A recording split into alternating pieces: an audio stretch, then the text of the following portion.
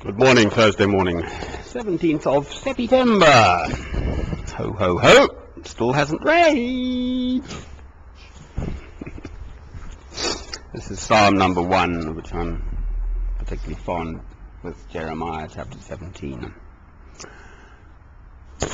Blessed is the man who does not walk in the counsel of the wicked, or stand in the way of sinners, or sit in the seat of mockers. But his delight is in the law of the Lord, and on his law he meditates day and night. He is like a tree planted by streams of water, which yields its fruit in season, and whose leaf does not wither. Whatever he does prospers. Amen. This is Jeremiah. But blessed is the man who trusts in the Lord, whose confidence is in him. He will be like a tree planted by the water, that sends out its roots by the stream. It does not fear when heat comes. Its leaves are always green. It has no worries in a year of drought, and never fails to bear fruit. Amen.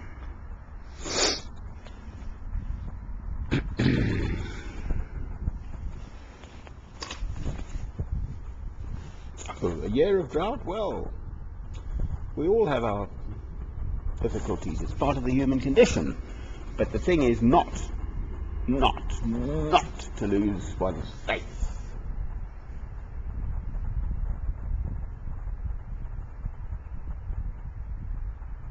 The more difficulties God piles upon you, the more he loves you. Truly. I know this. So my year of drought has extended to 19 years of drought. But there we are. Never mind.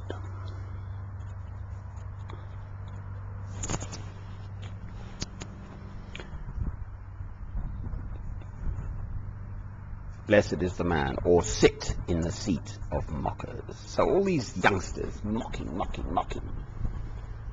And grown-ups for that matter too, who just sort of poo-poo Christianity and everything. Well, but his delight is in the law of the Lord. He's like a tree planted by streams of water, which yields its fruit in season, and whose leaf does not wither. Whatever he does prospers. Well, for me, whatever I do not want mega material prosperity, for heaven's sake. What I want is to know that there are other human souls out there who love God through Christ. And if I've helped them to that path, wonderful.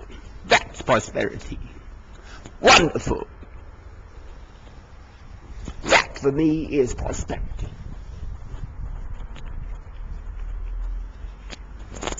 So yesterday I meet an older man, John Horton his name, he's a biologist from this area, but he's 62 years old, by the river here in Stone.